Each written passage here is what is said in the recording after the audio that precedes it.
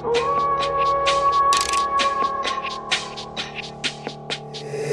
a full moon.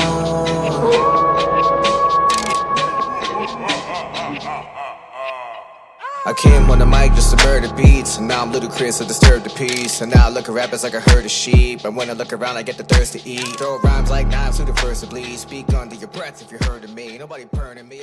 What's good, everybody, and welcome to Body Bag Podcast. I'm Chris Thomas, and with me as always, Broke Writer Dave. How we doing, everybody? Got a new author this week, everybody. Recommended to us, actually, by Haley Newland. He is the author of 396, which is the book we are going to be talking about today, as well as the author of the novel The Oath, the novellas The Last Exit, and Scorned, as well as the serial novels Beyond Dead. Thank you for coming to the show, Christopher Frost. Hey, thank you guys. I appreciate it. Yeah, like I said, me and Dave, we were actually talking about the book, like, literally right before you hopped on and started talking with us. And whether you guys are listening, if you're religious or not, I gotta say, God bless this man, Christopher Frost, for a couple of reasons. The first one being, for somebody who has a very short attention span like myself, I love that these are short and sweet chapters.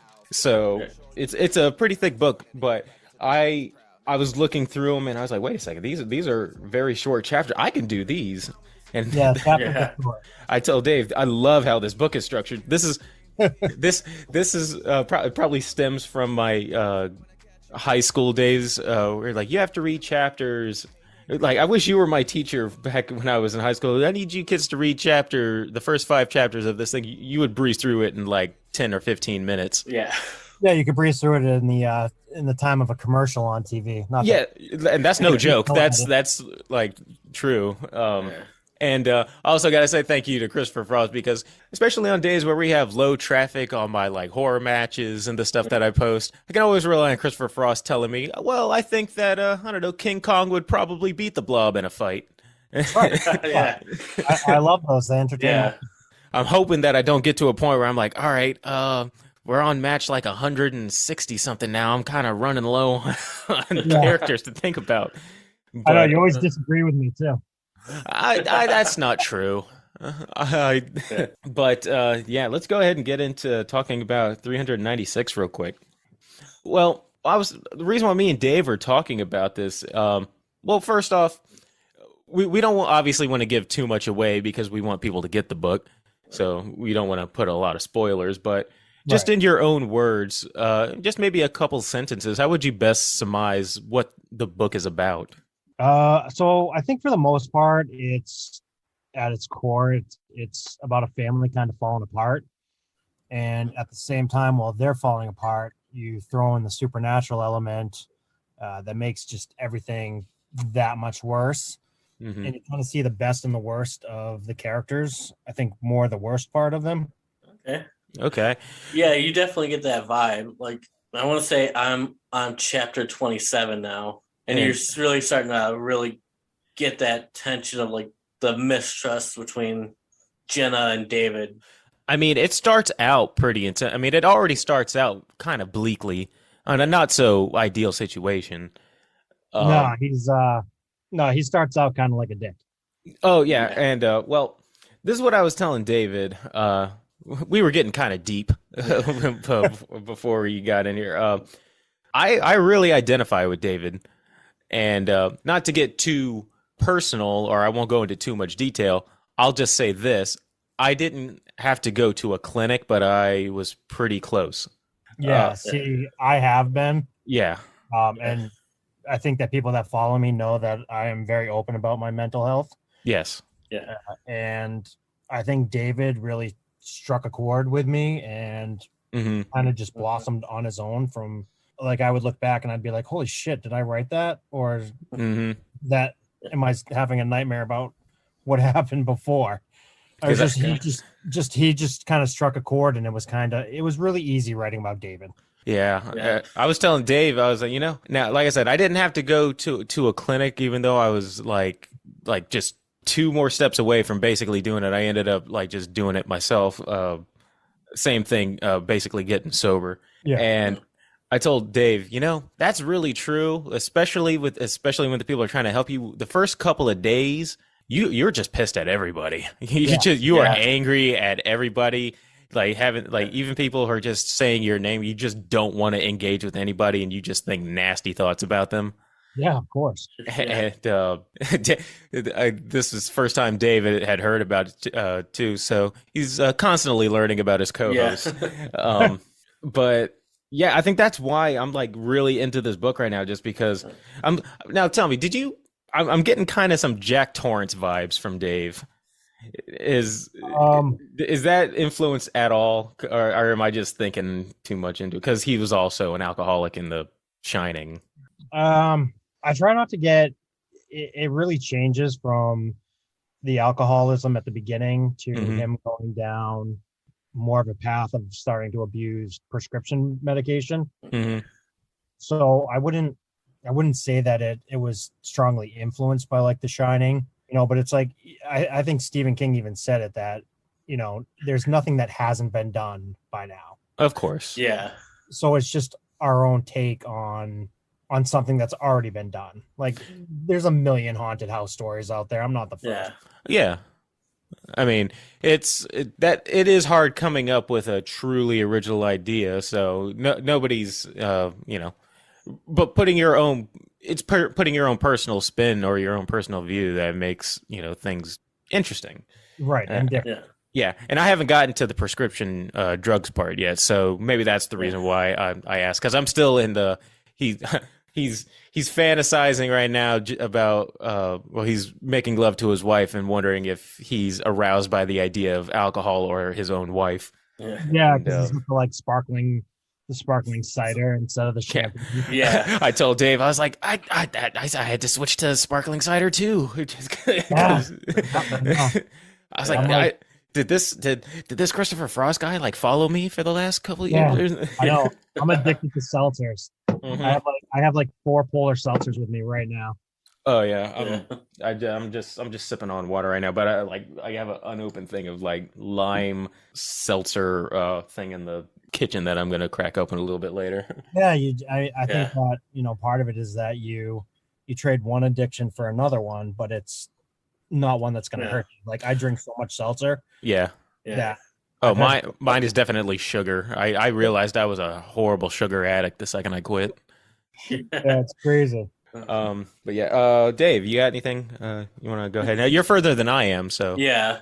So you got the title 369. It's like the 396. I'm sorry, from the address of the house. Like, what was your process of coming up with that?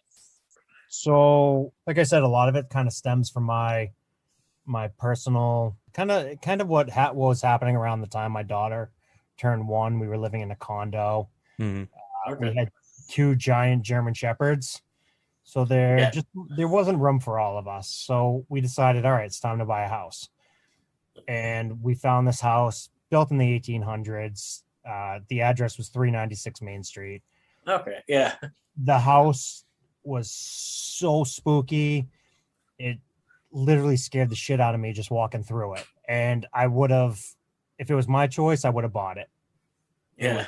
But the realism was that it was on a shitty street, not a good street for my kid to grow up on, and not a good school system. So we had to pass on it. But I took pictures of every inch of this house. And immediately when I went home, I started writing 396. It's awesome that you pulled from real life. And you got to write about what you know. So Yeah. Right. So, I plastered up those pictures. Yeah. Kind of also a real house. Cool. Yeah, it is a real house. I tried to describe it as much as I could, but I don't think the feeling of being actually in that house is something I don't think I could ever write down enough that would resonate with somebody, like what I felt going into that place. So, if I might interject real quick, Dave. So, like I said, you were actually recommended to us by Haley. Yeah, she's great. Yeah, she was our very, very first guest when we got this podcast off the ground. Oh, fantastic. So This is leading into a question because when we were talking on Instagram, hey guys, I was wondering if you would be interested in hosting Christopher Frost on the show. He released his new book 396 in May and talks about a lot about his real life encounters with ghosts and haunted figures since he was a kid. Did you want to talk about any of those? And did any of those make it into the book? So this is kind of like, this is one of those things where I follow your podcast, and I was actually just listening to with Janine Pipe about about the cult movie stuff. Yeah.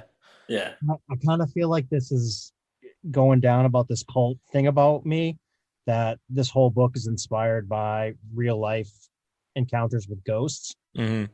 And it's not, and I don't know where that came from. Well, that's actually funny. Then that's a good. I'm glad that I brought it up anyway, because now we can kind of get it out in the open. Everybody, stop asking Christopher Frost about his ghostly encounters. Yeah, it's been a lot with reviews, and they're like, "Oh, inspired by true events." And I'm like, "Whoa, wait a minute." The only thing that's true is that I went into this creepy ass house. I went into a house once and I got creeped out as a kid. That's it. I didn't see. And I went home and started writing about it. Tell us. Did you see Grady in the bathroom too? Did you have a talk with Lloyd at the bar too? Yeah. It's like the house was creepy, but it's not like when I was walking around and my wife was downstairs and I was upstairs exploring the place and creepily taking pictures myself. But somehow it turned into you actually lived the Poltergeist movie somehow. Somehow, like all of a sudden people are thinking, "Oh, you lived in this house.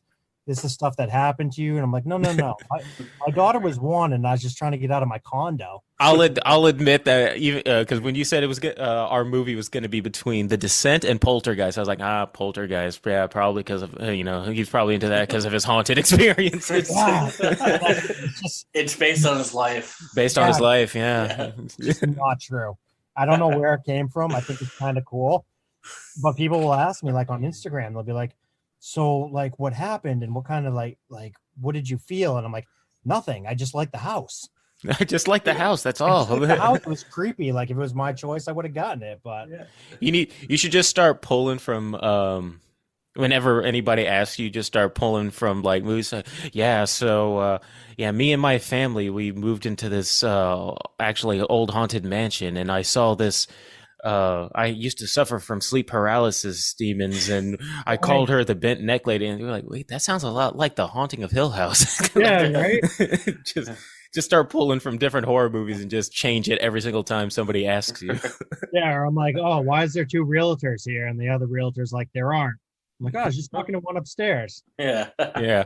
No, none of that is true. It's not a true story. It's not even loosely based on the true story. That's going to be the sound clip that I use for the promotional thing for Instagram, just so everybody knows. Like, no, I don't know where that happened. I don't know how any of that came about. It just.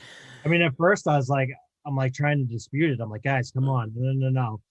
And now it's just gotten around so much, and I'm like, whatever. You're like, you know what? I would try to disprove all of this, but this is great for marketing. Everybody wants to talk about. Everybody wants me on their podcast, so we can talk about it. It worked for the Blair Witch Project. I mean, yeah, just you can get completely by on just viral marketing and just word of mouth alone, and it will all be false. And you could just keep telling. I'll even say after the podcast is done, he's like, he said that wasn't true, but he might just be saying that, Yeah, I think his ghost came through my computer. Yeah, it's still haunted here. The videos I took of the house will someday be found footage for some other documentary. It's so funny. We got finished talking about Christopher Frost and his in this paranormal book and everything, and then like later on that night, something pretty paranormal happened to me. I think it passes on or something. Like that. Yeah, it's like The Ring. You just keep passing it on. Yeah. Anyway, well, that was another question that pretty much is completely false. Go ahead, Dave. Back to you. Yeah. So one thing I really enjoyed is you put in that interlude that went back to like family, I'm guessing, that lived there in the 1800s. Yeah. So that was kind of how the book started. Okay. Was kind of this in the past, I was kind of based in the past, kind of where when the house was built. And I was like, yeah, I'm like, I like these characters, but there's not enough story here to flesh it out. Hmm. So I kind of decided, I'm like, well, I had read Guillermo del Toro's The Strain, years ago. I'm sure a lot of people know that. Oh yeah. Yeah. And I mean, I'm sure a lot of people know the movie. I don't know if they know the book, but he ran these interludes in between everything where he shot things back to the past. And I was like, you know what? I'm going to plagiarize him. And I'm going to do that. I'm gonna rip that off a little Yeah. bit. I'm going to rip that off. I'm not going to tell anybody. And that's where that's going to come in. Oh. Hey, it works. Yeah, because I didn't want this big like mystery. Yeah. I didn't want to turn it into a mystery. I can't write mystery or crime, so I didn't want it to turn into that, like David trying to find out the past. And Yeah. I mean, I guess he does at one point, but not to the extent of what's revealed in the interludes. Yeah. Since we're talking about the structure of the book, and I had said earlier how I appreciate the chapters being so short. Is there a reason why you wrote them? So like some chapters are just like one page. Is there any particular reason why you made them short like that? Is it for people like me who are very the attention can't hold somebody's attention too long? So every chapter that is finished feels like a little mini victory that I'm so proud of myself. I finished another chapter, and you can just breeze through and just feel good every 5 minutes. Yeah, I think I agree with you. Like reading books, like back in school, when you had to read 5 chapters and you wanted to just basically jump off a bridge. Mm-hmm. Yeah. I think that just kind of turned into my style. The fact that it's like 140 something chapters was argument between me and my editor. Mm-hmm. Yeah. He wanted it like, I think the first section is redemption. Yeah.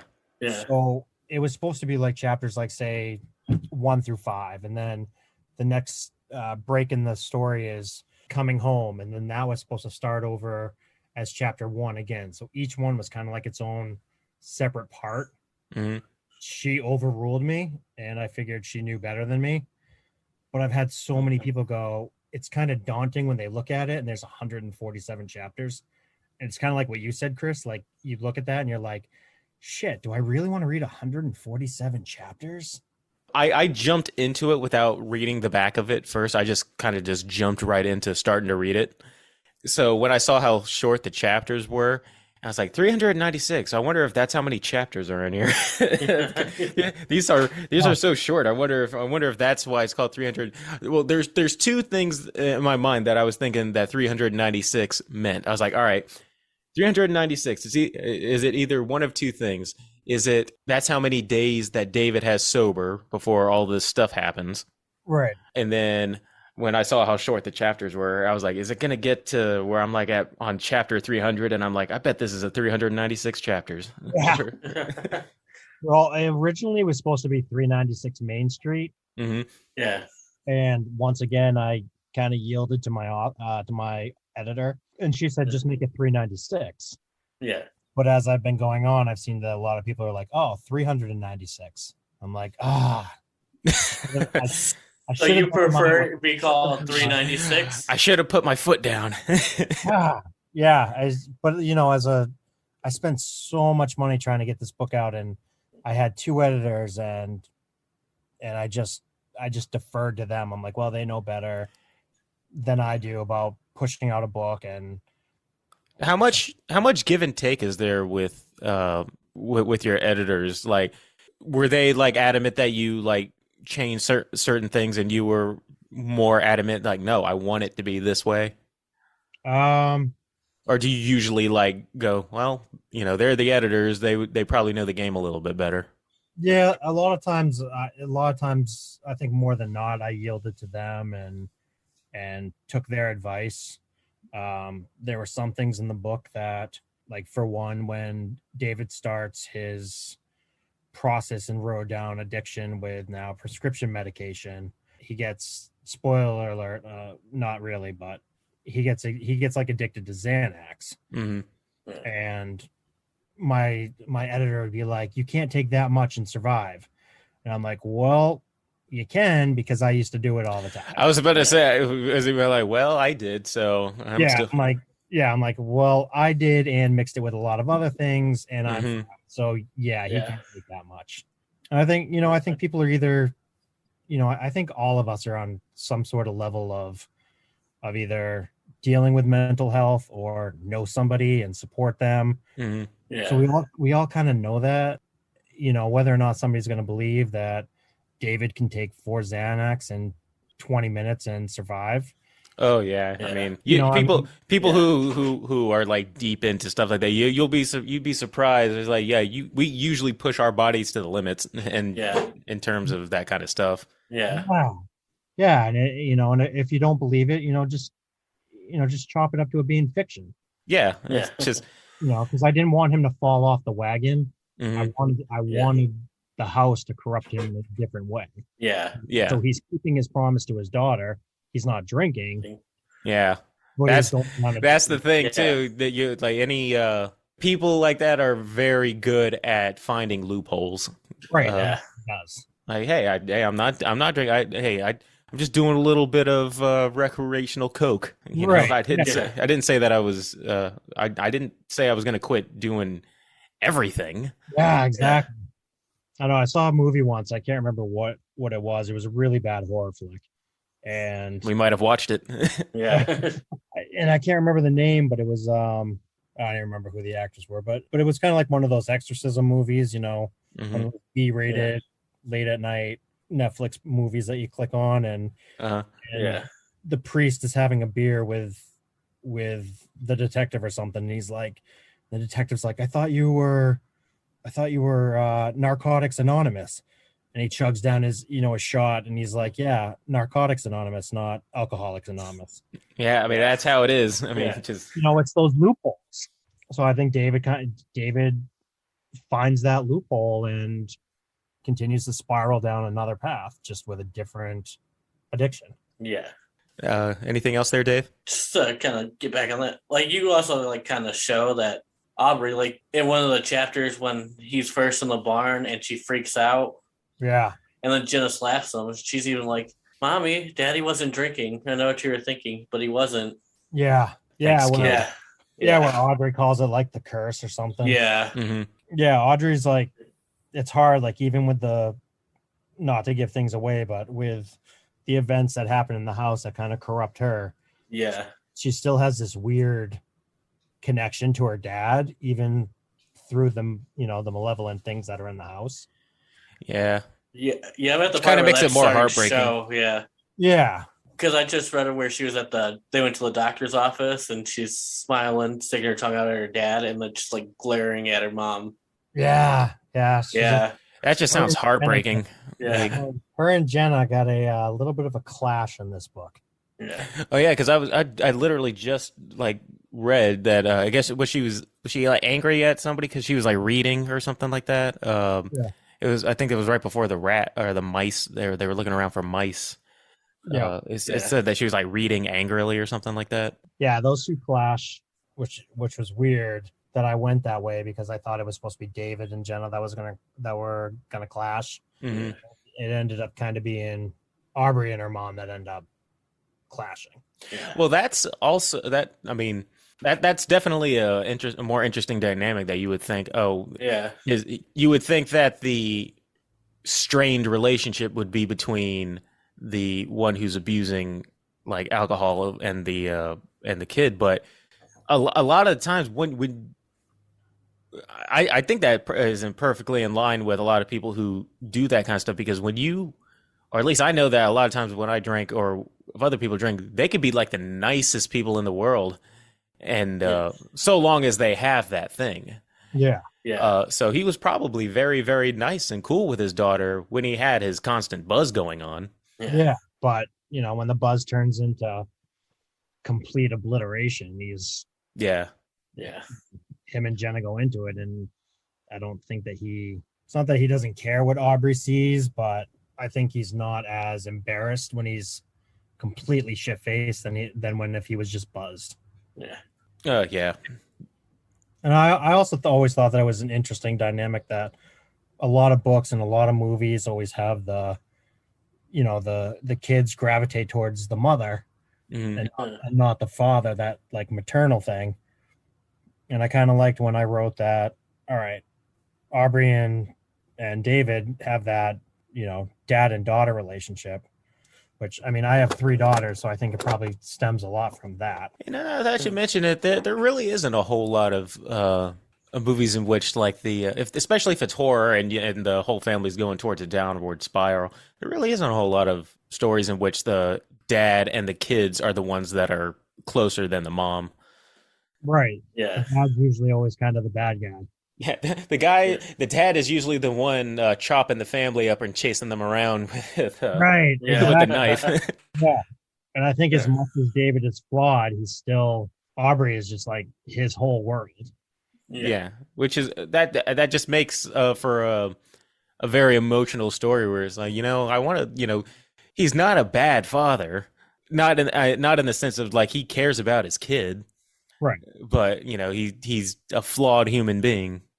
Yes. Yeah. He's got his like major flaws, and then you throw in the supernatural part, and he's just a mess. Yeah. Yeah. Now I'm anxious to get through this now. Just because much like The Descent, which was your movie pick, is like this is already a bad situation, but then you had to add this on top of it. Yeah. Right. Yeah. I know. I think I found your every time we get a movie pick and we talk about the people's like books and everything, I try to see, all right, where's the similarities between like their interests and what they're writing and the movie pick of the day. Yeah. Yours must just be like taking like a situation and just making it worse. Yeah. I mean, Let's get a situation and put these characters in it, and then let's add something else that just makes it even worse. yeah. Let's just. I don't even know. Am I allowed to curse or not? Oh, curse away. You're Yeah. fine. Yeah. Yeah. I mean, I totally agree with that. You know, take a normal situation that's going bad, and then throw a shit storm of supernatural crap at them Hmm. to just fuck them up even more. Yeah. Basically pushing people to their mental breaking points. Right, and then you throw something supernatural in there, and Yeah. Get him to the breaking point and then a little bit further. right, exactly. Yeah, that's what I liked about The Descent. Well, it's what I liked, and what I hated about the movie is it terrified me. I started watching it again last night. Yeah. Oh, I got it playing on right now. I play the movies in the background as we like do these podcasts episodes. So right now, they just had the place collapse on them. So now Oh, they're the tunnel. yeah, the tunnel just collapsed on them, and things are now starting to spiral. Yeah. Yeah. We just now hit the spiral. Yeah, I was watching it on one of the streaming services last night. One of the minor ones, because I only have it on DVD. Yeah. Oh, nice. And Physical copies, nice. Yeah. Right, and who has a DVD player anymore? Mine's like still in storage. So I found it on streaming, and I'm watching it, and that part happens, and all of a sudden it cuts to commercial, and I'm like, oh, thank God. Oh God! Oh, you know what? Please keep that thought when we actually get into it. Before we get into the movie review, Dave, do you have anything else to add to the book questions before we get too deep now into The Descent? Because once we start talking about the movies and stuff, and I geek out, I'll start going off on a whole nother thing. Yeah, that's all right. Geeking out fun. Well, now that 396 is out, do you have any plans on what you're going to work on next? I've actually been talking to Haley about this, where I'm 86,000 words into my new book, and it's obviously going to be probably as long as 396, and I really like it. It doesn't have that mental health issues that I kind of indulged in with 396, that I kind of poured my own issues into it. But it is a story of kind of survival, and another story about a family in a small town trying to survive this uncanny situation that nobody wants to deal with except for them. Just this rural town with a sheriff and Yeah. Like the town I live in. And I assume that this is taken from your own personal experience as a kid dealing with a small town sheriff, much like 396 was your personal experiences with a haunted Yeah. house. Yeah. Well, I mean, I live in New Hampshire, so everything's small town around here. You know, I kind of created these fictional towns around the original like colonist names for them. Like Dunstable in 396 was the original name of Nashua, New Hampshire. Okay. And then, That's really cool. yeah, and like Derry, where I live. And I was terrified when we moved down here because of Stephen King. Derry, Maine? No, I live in Derry, New Hampshire. But when I was a kid and we were moving down here, I had seen, the ABC miniseries. Yeah. Yeah. So I thought for sure I'm moving into Derry. Oh, you're gonna be seeing clowns everywhere. I'm gonna be seeing clowns. I was terrified that we were moving here. See, I had the same experience as a kid because when I first watched it, I was like 7 or 8, and I thought they said Gary. And I lived in Gary, Indiana. I'm like, and my parents were like, "No, it's Derry, not Gary." I'm like, "Oh, okay." Yeah. But still in the back of your head, you're like, "Is it though?" Yeah.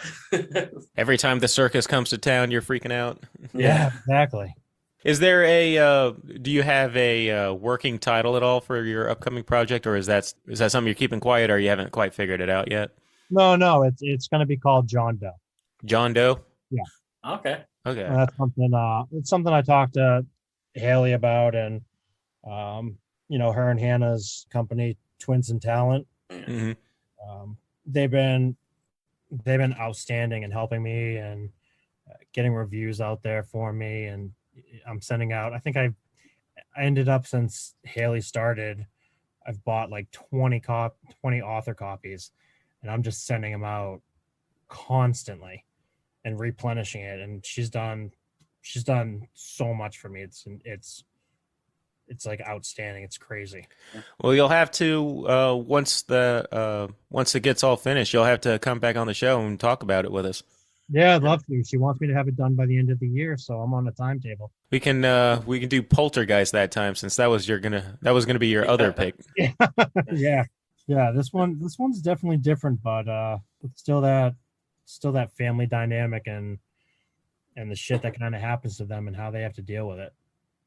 This one's just darker in a different way. Yeah. We'll be looking forward to seeing how that one turns out. Yeah, me too, since I'm not done writing it. Anything more there, Dave? No, I think it's time to move on to The Descent. 396, everybody. You can find it on Amazon, as well as in our upcoming September giveaway for one lucky winner who will get that, as well as 3 or 4 other books, Amazon gift card, and a couple of other little goodies. So be on the lookout for that. All right, so let's go ahead. We started teasing a little bit into our movie pick of the day, and you decided you wanted to do The Descent. Yeah, it's one of those movies. A lot of people that I've talked to, even horror fans, they're like, "Oh, I've never heard of that one. I gotta check it out." I think it's one of those under the radar British films. Mm-hmm. Yeah, but we actually speaking of, you were saying how you talked about or you listened to our Janine Pipe episode. This was by the same director. Is it really? Yep, this is a Neil Marshall movie. No kidding. Yeah, he wrote, directed, and all that Dog Soldiers, and he directed this one. Oh wow! Which the Scottish British makes sense when you hear the accents going on in this. They're like, oh yeah. So all right, so before I say what this is about, there's 3 things that usually creep me out or uneasy in movies and in real life. Spiders. Yeah. Kids being like tortured or like sexually assaulted or something like that. And I say that because we saw the movie The Girl Next Door. And enclosed spaces, like very cramped. Like I don't even like getting tucked in, like snugly in my bed. Yeah. Like I have to move my arms around. Yeah. So this one, like, I'd seen this movie once before, around the time when it came out. Yeah. So this came out. I want to say 2005. Is that when this came out? 2006. Yeah, somewhere in that range. I was like 15 when it came out. Yeah. What we used to do is we used to basically go through the movie and just give a whole synopsis about the thing. But that proved to be a little too like sloppy. So Yeah. we assume if you are listening, you've probably seen The Descent or know what it's about. But if you haven't, Spoiler warning. yeah, spoiler warning. It's a group of friends go spelunking in an unknown cave system. Tunnel kind of collapses a little bit. Injuries are sustained. And on top of that, these creatures called crawlers, or these like, if I'm not mistaken, they're like humanoid, like basically cavemen who never came out of the caves. And basically evolved in the cave system without ever like venturing out, became cannibalistic. And they encounter them as well. So if you liked cramped spaces, darkly lit like nooks and crannies, and cannibalistic troll monsters, this is right up your alley. Yes. Yeah, it's definitely what surprised me is when I found it. I think I found it just surfing the TV, because that's how old I am. Mhm. And it just looked like, all right, this is creepy. It's like one of those claustrophobic moments. Mm-hmm. And then all of a sudden these creatures come out everywhere, and I'm like, what the fuck is going on? Yeah. That's where I knew it piqued your interest. It's already a bad situation. Let's make it worse. Let's throw some creatures in there. I just didn't expect that. It was kind of like when I saw Dusk from Dawn in the movie theater.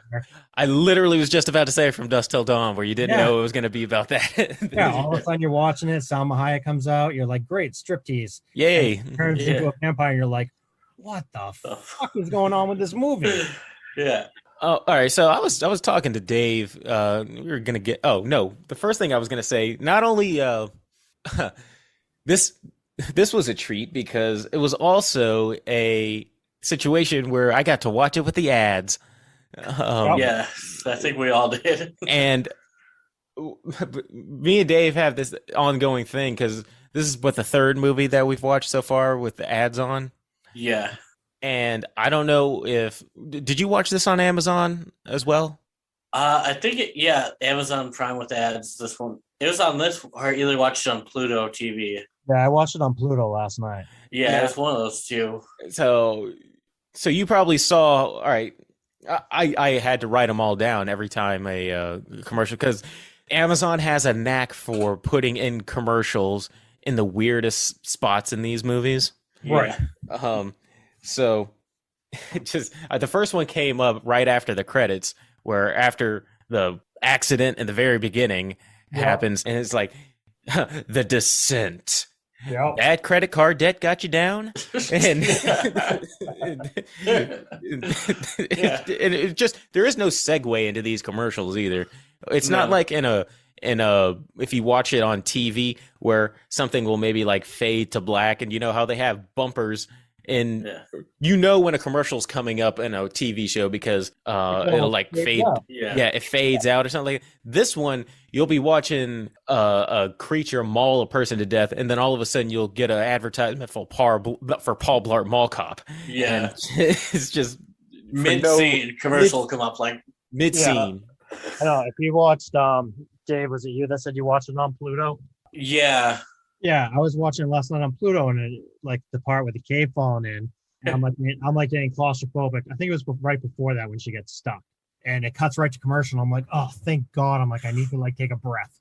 I was holding it the whole time. I'm like, I've seen the movie like 100 times, and I'm still wondering. I'm like, Sarah's not going to get out of there. She's stuck. She's screwed. Yeah, I was just, you tend to put yourself in those situations whenever you watch a horror movie. Yeah. You wouldn't want me in that situation. I would be the absolute worst person to be put in that situation, because I'm already like, I'm not claustrophobic, but I mean, I'm very claustrophobic, so I wouldn't go. I'm not claustrophobic, but I mean, I don't like being cramped to the point where I can't like move my arms. So if I was already in that cave system and stuff like that, I would be paranoid already. Even if it was something like my bag got snagged on like a rock, and I think I'm stuck, I'd be losing my mind, crying, thinking that I'm about to die. You don't want me in that panicky situation, I would be of no use to anybody, and I'd be leading the creature straight towards us with all my crying and yelling. Absolutely. Yeah. Um, Right there with you, man.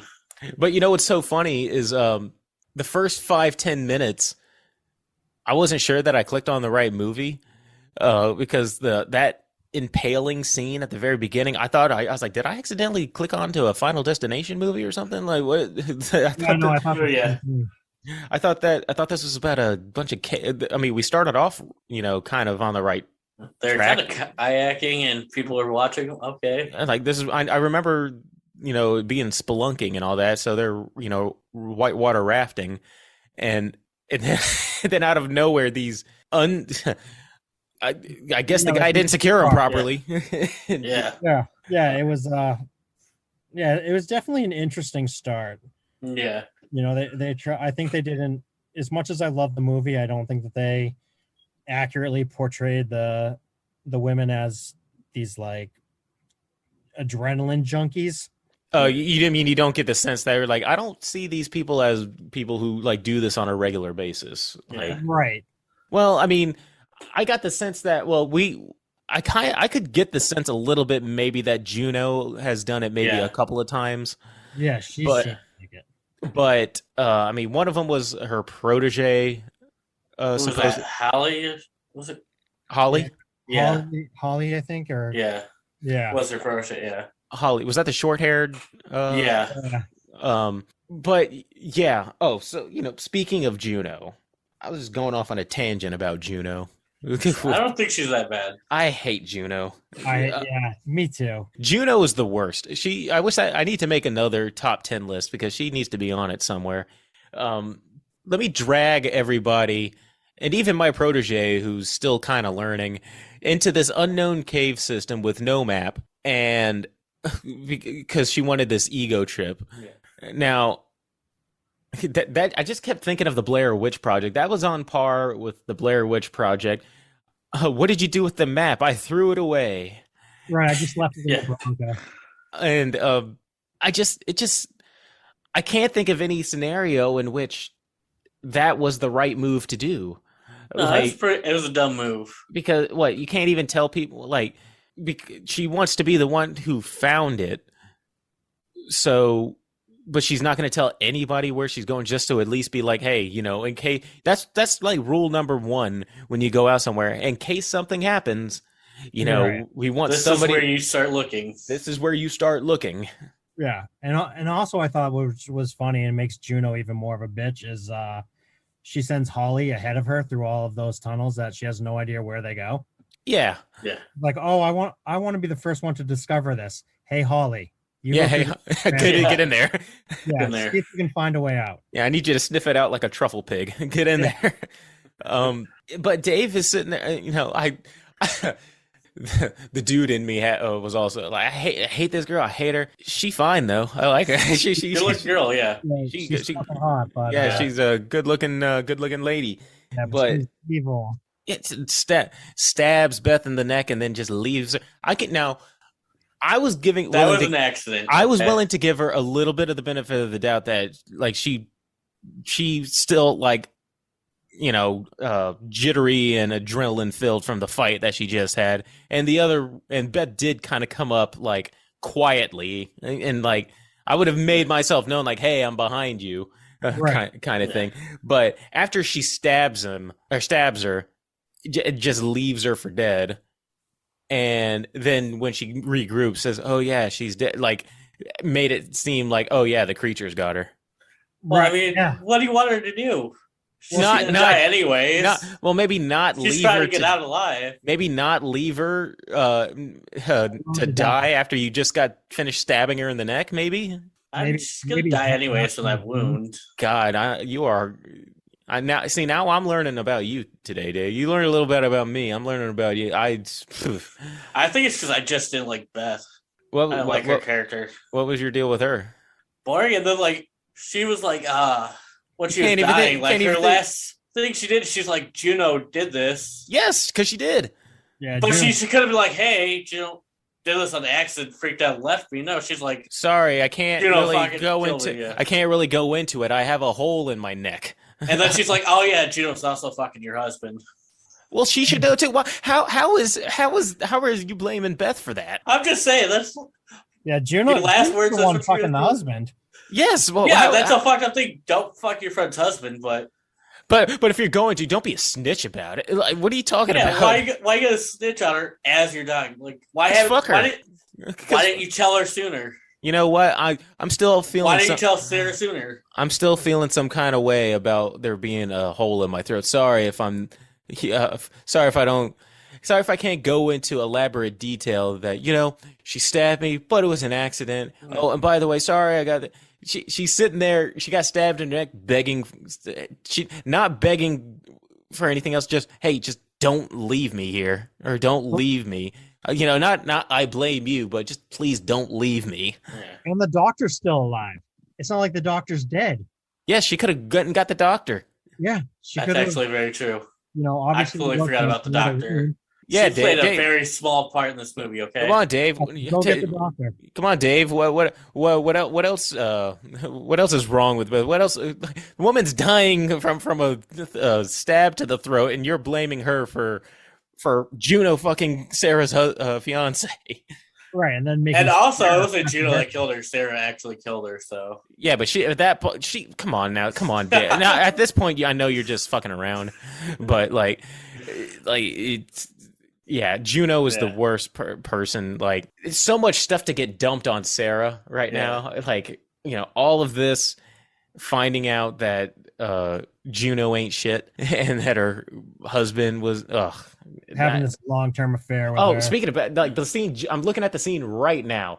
Beth is saying, "Don't leave me," and Juno is just walking away. And she's just begging, saying, "Please, just don't leave me like this." Right, Yeah. in the dark. In the dark with these creatures that are mauling people to death. Right, and she's kind of hidden. Like, I would have. Juno could have stayed. Come on. Juno could have either stayed or I could have had more respect for her if she put her out of her misery right there. Yeah. If she Right, did that would've- something. Yeah. I think she just wanted to leave her for bait so she could get out of there. You should be ashamed of yourself, Dave, for well, saying Juno could have got out earlier, but she stayed around to find Sarah. Like I don't this is care. all the way terrible. I And don't. I don't care. she should be ashamed of your damn self, blaming Beth for. Why would she snitch? Right. Yeah. I'm just saying, why didn't she tell Sarah like sooner? Why didn't Juno? Yeah, Juno never told her. Yeah. She found out the We also with what her husband used to say to her. Yeah. we also found out that after the accident, didn't she like fuck off somewhere? Like she didn't even stick around. She like Right, she took right Yeah. off. she like took off because probably yeah. And so when she's that makes me even furious now when she was like, we all lost something in that crash. I was like, oh you dick, you're talking about her husband. Yeah. Yep. You're talking about your side piece. Right. Well, actually, Feel she bad was for the me, side Sarah. piece. She was his side piece. Well, you're never the side piece in your own story. In her story, Sarah would have been the side piece. Like, you know what I mean? Right. Yeah. Nobody's the side character in their own story. Yeah, Juno's just Yeah. She's making me angry thinking about it. Saying it Yeah. out loud. and I don't even understand why she invited Sarah anyways. I mean, wouldn't you hate the woman that was banging the guy that you want to be with? Yeah, seriously. Right. Like, why would you invite her? Right. Why do you want to hang out with her? I guess Yeah, that part probably didn't out make of sense, probably yeah. out of guilt or something. Right. Yeah. Plus, it makes the story make sense, I guess. Because Yeah. you kind of get the feeling that Sarah gets dragged to these things. Because on the drive there, wasn't she even saying like she's always taking us to like these middle of nowhere places and stuff like that? Yeah. Yeah. So maybe she was guilty because maybe she drugged them along to that place in the first place. Maybe Sarah didn't even want to be on those rapids things in the first place. Yeah, And Dave, but she probably the only reason she did it is because she knew that Dave would be there, and right. so But he's there for the wrong reason. He's there Yes. for Juno. yeah, exactly. You know, so this is going to turn into a 1 hour review of The Descent, and it's just nothing. But you know what? Never trust a woman named Juno. No, never again. Never again. Whether it be the woman, the movie Juno starring Ellen Page when it was Ellen Page, and Yep. um, Yeah, Juno, just not a good name. Just doesn't go well with people. No. all right, I need my notes. I didn't expect to go off on a on a Juno tangent. Yeah. Go off on a Juno. Quick, all right. So I got some questions, real quick. Okay. All right, so go ahead and put yourself in this scenario, real, because there are instances where I did cut Juno some slack and stuff that was going on. I try to be fair, so one of those things I was like, if you are the most experienced person spelunking, and you're in this situation where the tunnel collapses, how many times do you forgive people for doing dumb things, like rushing headfirst into an unknown crawl space? Or wasting your resources before you go, all right, you know what? You guys are on your own. You're sitting, like what was it? Holly, who's like, I see daylight. And she just like ran headfirst into a unknown tunnel. And then she broke her leg. And I'm like, I hate Juno, but Holly, that one's on you. Yeah. Also, like, don't you just kind of leave Holly and come back for her later? Well, you mean if she broke her leg, you mean? Yeah, like just kind of drag her somewhere and be like, all right, we're gonna come back for you. Like, let's get the hell out of here first, and then come back and get you. Well, I mean, I don't know. I would definitely be the person. See, again, I think I'd be too empathetic for my own good, where I'd be the guy saying, "We can't just leave her here." Yeah, so Chris, that wouldn't be me. That would definitely. I'd be like, "Hey, look, I would probably get myself killed by being like, we can't just leave them here." Because at some point, that it's going to be a hard trek out, so you need to be like, well, we need to come back for the wounded later. Right, we just need to find a way out right now, or maybe leave. Have to go through another one of those tiny crawl spaces. You're gonna just pull it through. Yeah. Well, I mean, I would cross that bridge when I come to it, but it was that, and she was saying, "Hey, look, they wasted one of their flare." Well, I thought that they wasted it at first because they wanted to just look at the cave drawings, but then they saw, it was. I mean, they could have used their flashlights to say, "Hey, look, there's a second." Well, even if you found out that there was a second entrance, right? You don't know how to get there. Yeah. So, I mean, that lighting up that flare didn't really add much to. You're still only going to be going in the direction of wherever you can. So she was saying, "Hey, look, we can't be wasting flare." So I gave Juno a little bit of slack when I was like, "All right, I don't like her, but at the same time, if she is the most experienced one, even if she did get you into this mess, you would probably want to take her lead." Yeah. She's the one that's going to get you out. Yeah. And then you can bitch about it afterwards. Exactly. But at least get out first. Yeah, and I agree with you about the flare thing, because you can already see the entire drawing off of the flashlights, and then all of a sudden Holly's like, not Holly, Beth. Juno. Oh, Beth is like, "Oh, light it up." It's like, wait a minute, you guys.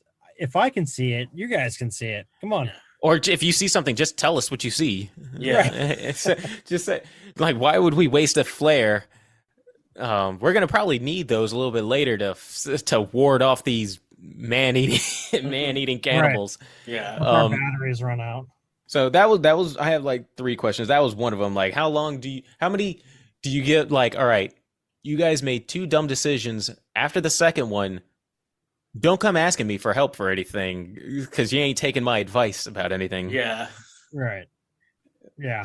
Second thing. All right. So at some point, let's take the man-eating cannibals out of it. This would still be a scary movie. Oh yeah, it's terrifying. Because it's essentially a survival. It starts out as a survival movie, which it still is, about a collapsed tunnel, and you're trying to survive. But how many days do you think it would be before you start fearing, all right, one of these people are going to turn cannibal once we run out of food? It's like I mean, I know these people, but I've also seen my fair share of movies, and we are animals. Yeah. So we're all going to get hungry at some point. We're all going to get hungry at some point. I think I would be most scared of the doctor. I think She knows. She knows She the knows best the way. better she cut. knows Yeah. she knows what to eat. She knows Yeah. what to eat. She's like, all right. You can't have the intestines, so Yes. let's move on to something else. You don't necessarily need your appendix. Right. Yeah.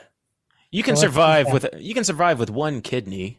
Yeah, I think that I think, looking back and think of it the way that we are, like, I think that she's probably the most terrifying one that could have been in there.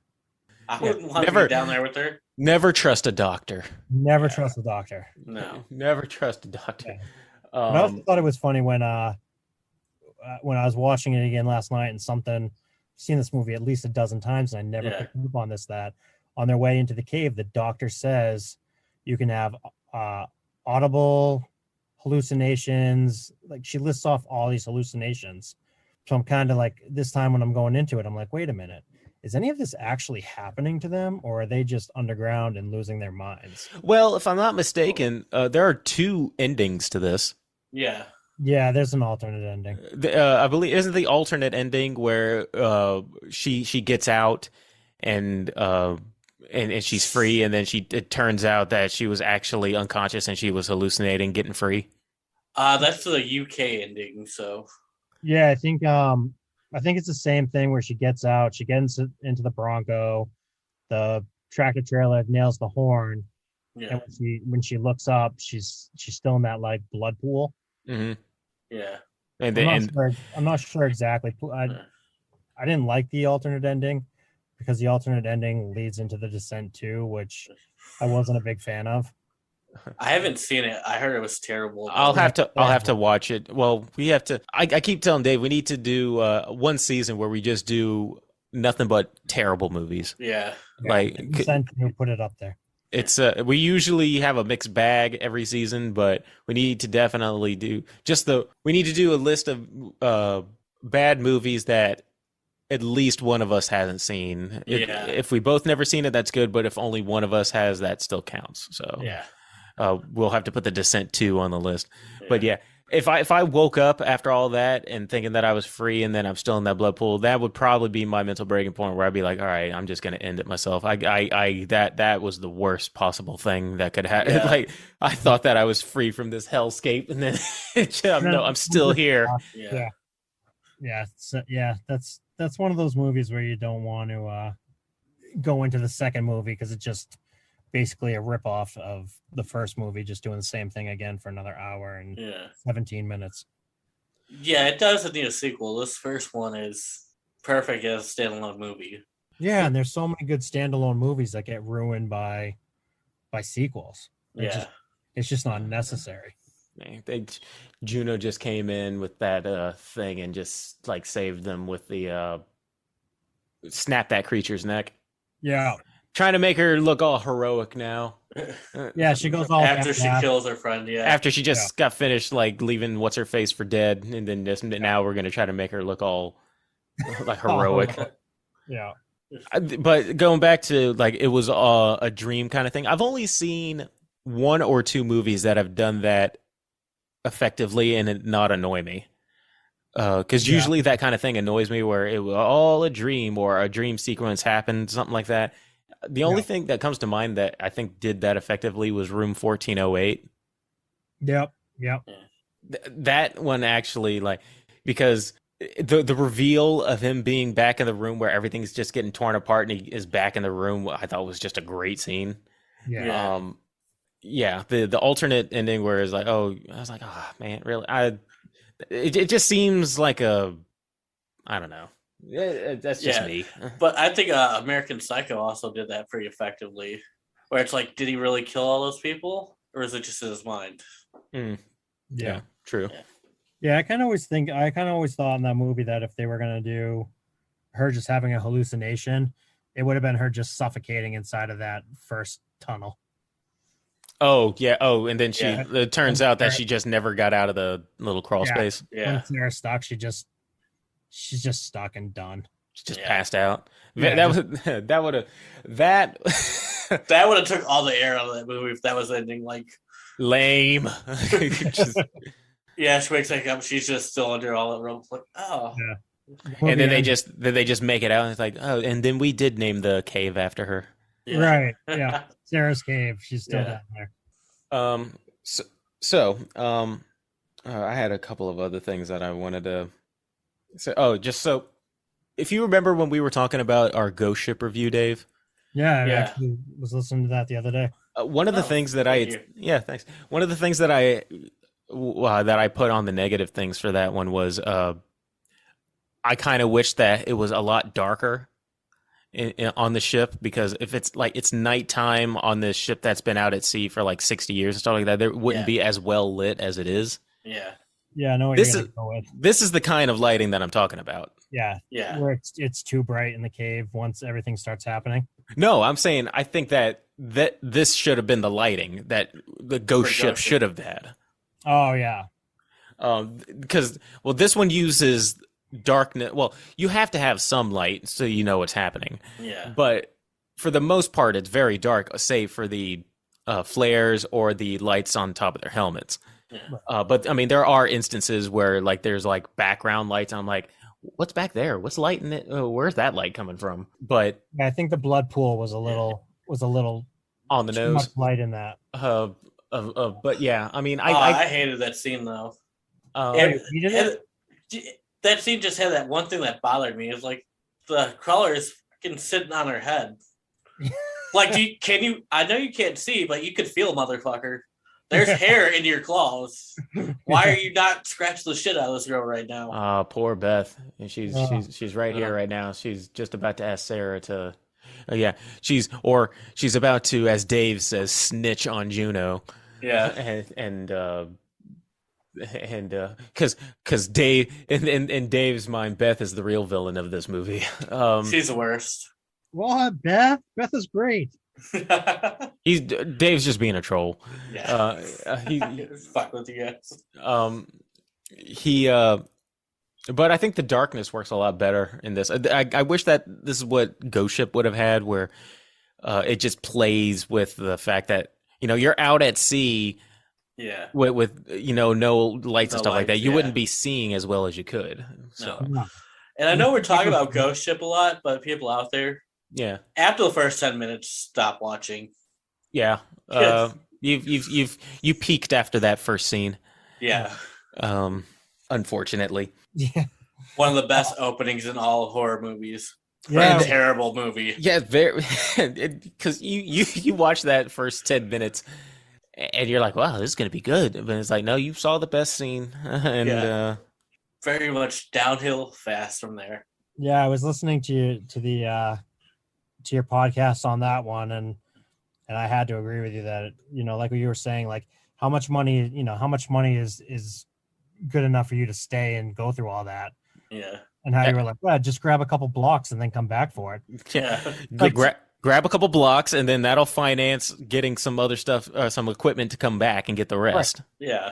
If not, 2 blocks of solid gold isn't going to set you for life, anyways. Or if you, because I think one of the things was like it was gonna get washed away. You know what you do with that? You take the gold, you set an anchor on it so that bitch don't move, and then Right. you chuck it out on the you chuck it out somewhere. Maybe tie a floating device to it or some kind of thing Yeah. to it, and then just anchor it down. Or no, it acts as its own way anchor. It's a Yeah. thing of gold, and Right. then you just come back for it. You figure out, all right, this is where we dumped it.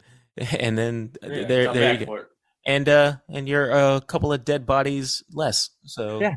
I'm still kind of pissed that the last scene kind of set up that they thought they were going to make a sequel to that movie. Like, you guys didn't realize this movie was terrible. Yeah, didn't that movie bomb? it didn't. I mean, it's well known by like people, but it didn't. I mean, it's got low on like the old tomato meter. Not that Rotten Tomatoes is the end all be all of. Yeah, I think it got bad I remember reviews. seeing it in the theater. I don't think it did that well in the theater. I mean, I could check. But then again, what else got very low score was 13 Ghosts, but that movie is loved by the horror community.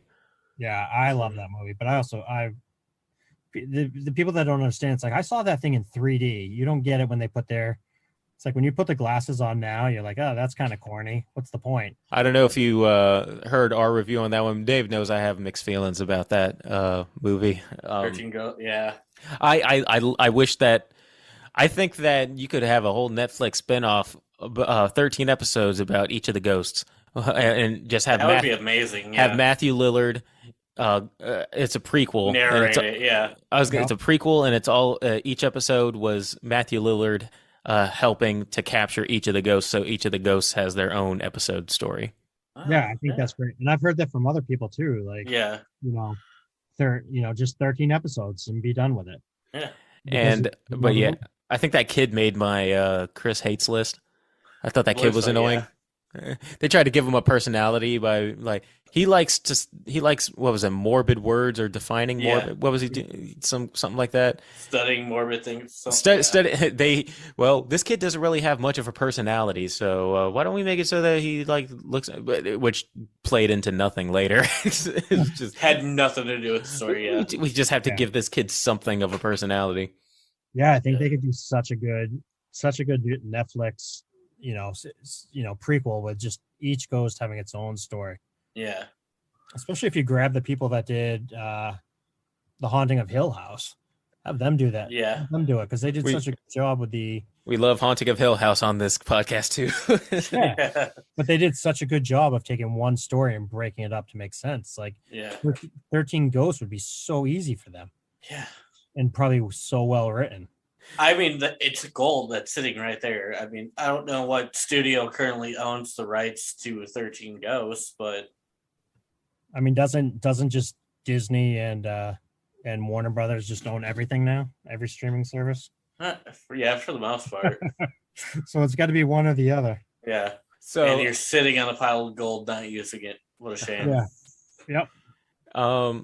the movie's getting close to the end now. Just to put a pin in the whole Juno thing, what did you think of her fate? I loved it. I love that she just took out her leg instead. Yeah. I would have liked to have seen just like one or two of them coming up, and then just her light, her, Just get the light her just headlight kind of running, yeah her headlight fading. running out. Yeah. Yeah. Yeah. Instead of hearing her like trying to fight them off, because the bitch is bad. She's gonna take a bunch of them with her. Yeah. So But I mean, you know what? Turnabout's fair play, Juno. yeah. If it wasn't for if it wasn't for stabbing Beth in the neck, it was definitely for fucking her man for Yeah. for doing that to Sarah. Yeah. And not to mention, you're the reason why we're here in the first place. Because again, no map. Even if I could forgive all of that too, going to an unexplored cave, Yeah, because you're a junkie. because you're a junkie, Yeah. blah blah blah, Yeah. and you want to name fine, but don't lie to the rest of the people and tell them, oh yeah, we're in this cave system that I know completely. Yeah. Right. And don't take a bunch of amateurs like the doctor and her sister Yeah. who really have no idea what they're doing. They're thinking that this is going to be a fun. Like, they said that it was. Or didn't she try to blame Beth by saying, or Holly by saying, oh, she said it was too touristy, the original destination. Yep. Yeah. Number 2 cave or whatever that is. Yeah. And they're trying to pass the blame on to her, and it's like that's probably what the doctor and the other person was probably hoping. Like, Yeah. especially if they're beginners, you want to do the touristy thing first. Yeah. And Right. see if you Yeah. like it or not. But I gotta say, Juno's biggest mistake was not being a complete bitch. Like, she should have left everybody. If you're gonna make her terrible, She definitely should have left everybody. yeah, she would have survived then. Oh, you mean But she stayed for Sarah, and then Sarah kind of left her for dead. good for her. She Yeah. deserved it.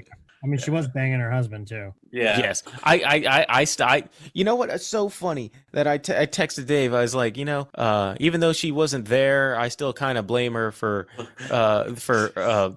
the crash in the beginning. I was kind of joking because I was going off on a tangent, but no, actually, she probably was the reason why they were out there in the first place, because she was probably trying to like have another hookup with Yeah. Paul or whatever like that. So yeah, you know what? She did. I blame Sarah's husband and Sarah's daughter's death on Juno.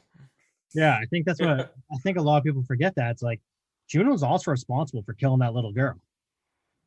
Like We again, just all kind of forget about it. Like, oh yeah, she was fucking her husband. It's like, oh yeah, but her daughter died too, guys. So Yeah. we also got to figure that Sarah was probably dragged out there by Juno, and probably for the only reason why is so that she could see Dave. So yeah, and that's the reason why she probably booked it all the way back to wherever the hell is because she was like all because she lost the guy that she was having an affair with. Yeah, her side piece. Yeah. Oh, that. Oof. Yeah, because you know that they probably spent the night somewhere. Oh yeah. Yeah. Out there. So she's probably Sarah goes to bed and she goes out in the woods with the husband and Goes off to her cabin or whatever, or tent or something. Yeah. Anyway, but I think we're getting close to kills of the movie. Yeah. Which there are a good couple to choose from. Yeah. We got the deaths and we got the ratings here. So if you guys got one in mind, you guys can go ahead and go first. Which death stuck out to you the most there? Why don't you go first there, Dave? Or Chris, if he has one. Yeah. Still thinking on that one. I would Beth for sure. Sarah having to kill her best friend. That's awful. Yeah. I even thought the reaction in the acting was like fantastic when she just smashes her head and just flies backwards, just losing it. At the very, if they really wanted to make that just a gut wrenching moment, it would have been like she didn't finish her off all the way on the first hit. Terrible. She kind of hesitates. Yeah. Has to do it more than once. I saw, if you've ever seen the movie Wrong Turn, I think it was 2. Yep. You know what scene I'm talking about? Yep. The police officer is sitting there all like torn up and everything, and he's like, "Hey, look, don't leave me for that guy to come get me and torture me like I just saw he did to this dude in that video we saw. Take this gun and shoot me in the head." And then she shoots him in the head, and then like 10 seconds pass, he comes to and he's like, "You missed." Yeah. And then she shoots him again. I was like, "Oh, that's awful." Oh yeah. I think there's the same scene like that in the Texas Chainsaw Massacre, the one with Jessica Biel. Oh, that's the yeah. The guy's like hanging on the meat hook. Yeah, he's on the meat hook still alive. Like, Yeah. Please kill me. And she's like, "No, I can't. Yeah. You have no limbs and you're barely holding on." It's like, do the guy a favor. Yes. Yeah. Like, I understand you don't. I understand, like, if you're the kind of person you don't want to kill somebody, but I think you get a pass on this one. You can. I think God will forgive you. I think his family will forgive you if you put their son out of his misery. Well, if you're still thinking, Dave, I can do mine real quick. My kill of the movie. Sarah's looking at Juno right now. Oh, she's about to. She has that look in her face. Yeah, like she's all covered in blood. She's covered in blood, and she's looking. She's just so. What about Beth? She's about to get an axe to the leg. Anyway, but my death of the movie isn't even an actual legit death. It's Sarah dying in her dreams by getting a pole to the face. Yeah. Oh yeah. Because that caught me off guard. I was sitting there. I was like watching it, and I was taking notes like on my phone, which I do when I'm watching the movie. I just like jot down notes, and I was just kind of like looking up, and then all of a sudden, just out of nowhere, just like a pole came in and just cried. It scared the shit out of me for a second. So I know that the rest of the movies are gonna have death, but I didn't think that was gonna happen at that point. Yeah. So my death of the movie isn't even really a death; it's a death that she had in her dream. So I'll count it. So I'll probably go with was it Paul? Where he actually gets the pole to the head. Oh, where he actually it's the first death of the movie. Then yeah, just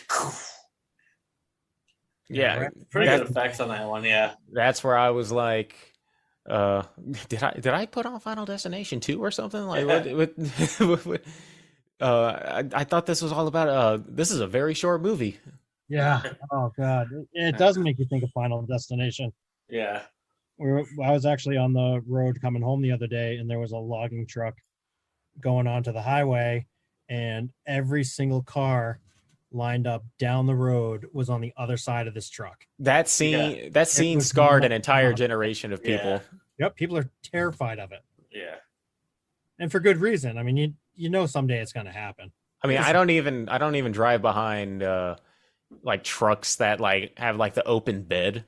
Even Yeah. if like even if things look like they're properly secured, I'm like, yeah, I don't know. I mean, like, like I've been having a pretty bad day already. I'm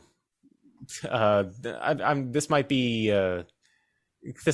death setting me up for a Hail Mary, Yeah. like gotta kill Chris kind of thing.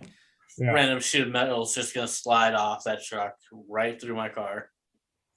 Yep. It's gonna happen one of those Yeah. days. Someone's gonna see it. Oh man, I'm watching the scene. Dave, I bet you the WrestleMania fan and you just loved it when they were all throwing down, fighting all of the crawlers at the very end. Yeah. Just like hand to hand combat, just taking Let's out do it. Yeah. Yep. just taking out these crawlers here. Yeah. I mean, That's the only part I think that Juno and Sarah are like just badass at the same time. Yeah. oh, wait a second. Oh, she's she's got the axe in hand. She's looking at she's looking at Juno. Oh, she sees the pennant. Yeah. And she's like, "Oh, I'm fucked." Maybe I wonder if she knows. Oh She's God. probably hoping she'd take it to the head, not to the knee. Where Yeah, she's probably thinking, "All right, maybe she'll make it quick." yeah. Nope. Nope. Boom. It's boom. It's dinner time. Yep. Why would you turn around and look away to somebody who has a deadly weapon and a murderous glare in your face? Why would you turn and look away? Know what I would love if in that scene she still had the watch with the timer, and then after she stabs her in the leg, she sets off the timer and throws a watch on her. I will say this though about Juno though, she took that stabbing to the leg like a champ. Oh yeah. Yeah, she did. She had no scream, No sell, yeah. no shouting. She just was like, Like, yep, I got it. I deserve this. She's probably thinking, you know what? She given the kind of person she is, she probably is like, you know what? I can respect that. Yeah. I would have done the same thing. Yeah. Go, Sarah. You really got some balls at the end of this movie. Yeah. All right. Let's get into ratings here. So you must know about our rating scale then, at least mine anyway. Yeah.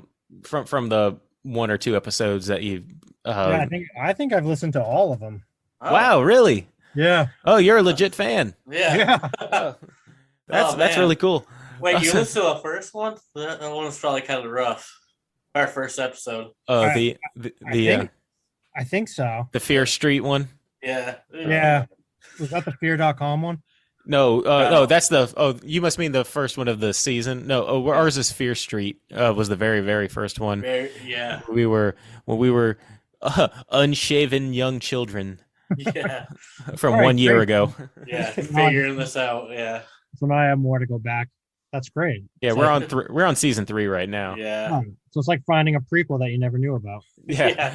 But basically I have a 30-point scale. You can use whatever scale you want, but I usually, and you can tell me if this makes sense to you because Dave says it doesn't make sense to him.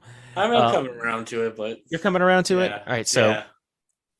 I grade on a 30-point scale. 1 to 10 are bad movies. 11 to 20 is okay movies, and 20 to 30 or 21 to 30 are good movies. Now, you can have so let's I'll give a good example. Black Christmas is the remake Yeah. is objectively a bad movie. Yeah. I But- agree. Yeah. I really had fun watching it, though, knowing it was a bad movie. I had fun picking it apart and watching it.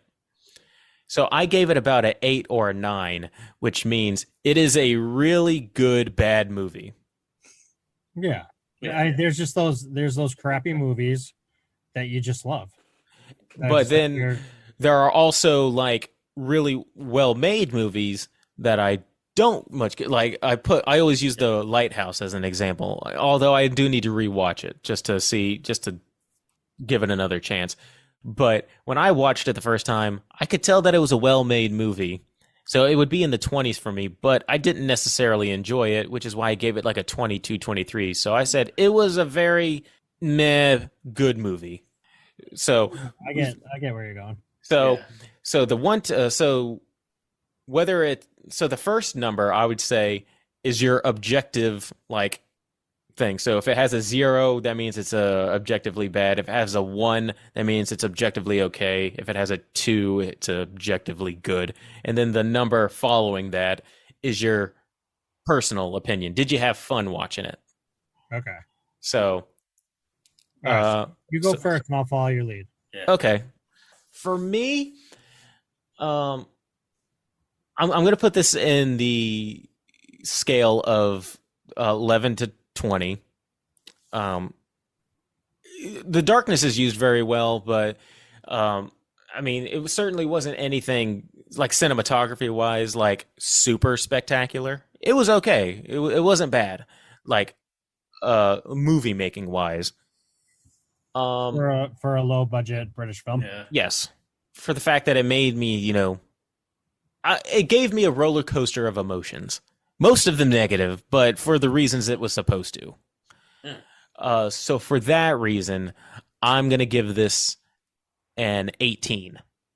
This was a decently made movie that was really good, that I enjoyed. It's decently made, good movie.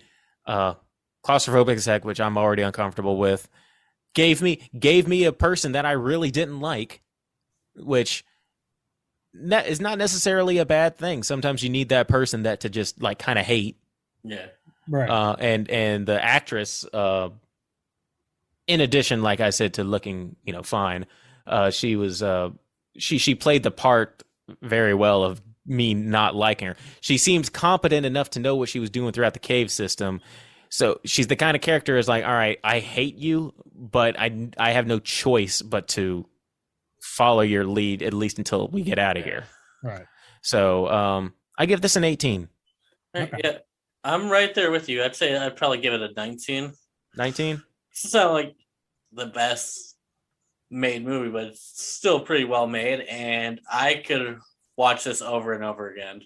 Like- It has a lot of rewatchability to this movie. It does. Yeah. I'm gonna go with a solid 21. Solid Okay. 21? So 21 would mean that you think it's a good made movie, but you didn't like it. Oh, all right. Well, I don't want to go there then. Yeah. So All right. so basically the way I see this is why I know Dave has issues with my scale too. Yeah, that's what I brought up when I first. So I'll ask you this, like in terms of cinematography wise and movie making wise, do you think it was bad, okay, or great? I think it was okay. So all right, so you'd be in that scale of 11 to 20. Okay. Now, how much fun did you have watching it on a scale of 1 to 10? Oh, for sure. For sure. At least a 9. So you would be at about a 19 or 20. Yeah. So so you'd say about like 19, 20 then? Yeah. That's how that scale works. Yeah. Okay. 20 would be like, this is probably like, of the, it's one of my favorite movies kind of thing. For it being an okay movie, it's also one of my favorite ones. Yeah, it's definitely one of my favorite movies. So yeah, you give it a solid 20. So it goes 20, 19, 18 basically. Yeah. So it's a good movie. It's a good watch. Yeah. It's I think it's an It's- enjoyable, fun horror flick. yeah, it's like what did we put? I think our highest rated one so far is it Cabin in the Woods? Is the one of the ones that we reviewed? I mean, I rated Scream at like 29 when I we mean, did that. and that's about what I rate The Thing. Yeah. Yeah, that's But just this season was Cabin in the Woods. We put it, I think, at 28. I think it's tied between that and Last Night in Soho. Yeah. Are probably our highest rated ones. They got like Yeah. 27 and 28 or 29 Yeah. respectively. Somewhere in that range. Yeah. So, in which is like super well made and really fun to watch kind of Yeah. thing. But this was a good movie. It had been again. That's another reason why I like these podcasts is because Yeah. some of these movies I haven't seen since they actually came out. yeah. Yeah. I think there was a reason why I stayed away from it for so long because I like I said, I'm not claustrophobic, but just the idea of just being cramped up like that is is just like it makes me uncomfortable. Yeah, I mean, there's Yeah. claustrophobic, and then there's being completely engulfed in rock. Yeah. You have Yeah. to whistle your way through. I could be in a small room, but I don't throw me in a dark cave. Yeah. Definitely with, not. with a bunch of monsters. But yeah, we're gonna go ahead and start wrapping up things here. And I forgot to ask you when we were doing the book, but where can people come and find you if they want to like talk to you or see what you're all about? So Instagram is probably the best. I'm not very good on Twitter. I'm trying to work on that. But Instagram for sure, DMing me. I always try to get back to people. It's probably, I know that I constantly messaging you guys when you're throwing stuff up. So yeah, I think Instagram is probably my go-to until I figure out Twitter. Okay. Do you mind sharing your Instagram handle? Yeah, it's Christopher Frost Fiction. And he's also in our friends list too, if you want to try to find him that way as well. Yeah. And don't forget, if you are interested in 396, which I highly suggest that you guys check out. I'm enjoying it so far. It is So available. good. It is So available on Amazon. And again, we're having our September giveaway coming up in a couple of weeks, and that is going to be a part of it. We have 2 copies of the book, so if you don't get it in this first September giveaway, be on the lookout. We're probably going to have another one either around October or November, and the second book will be in there as well. And if you aren't already, please subscribe to us on Instagram. We still got our YouTube channel, but I mean that doesn't get the most traffic, but hey, we appreciate any kind of follow. Yeah. Also, if you have any suggestions of things that you think that we might want to review, I think the last time we actually took a suggestion from somebody who actually came and DM'd us was when we did our Madman versus the Burning. Which was a great episode. So we're Yeah, open to any and all ideas. Yeah, any and all ideas, let us know. We ain't got shit to do. Yeah. well, other than actual work. But, Yeah. And lastly, everybody, stop spreading those vicious rumors that Christopher Frost had a very paranormal childhood. It's all untrue. Don't believe the the lies. Yeah. I did not So- move into a haunted house. He Yeah, did not- the book is not based on a true story. It is No, fiction, once- guys. Yeah. no matter what Haley Newland tells you. Fiction. But hey, we want to thank Christopher Frost for being here on the show and for recommending us this good movie. Thanks for taking time out to come and hang out with us. I appreciate it, Chris and Dave. It was a really great time. Yeah, thank you. And from Body Bag Podcast, I'm Chris Thomas, and with me as always, Broke Rider Dave. Have a good week, everybody. All right, we'll talk to you later. See you on Instagram.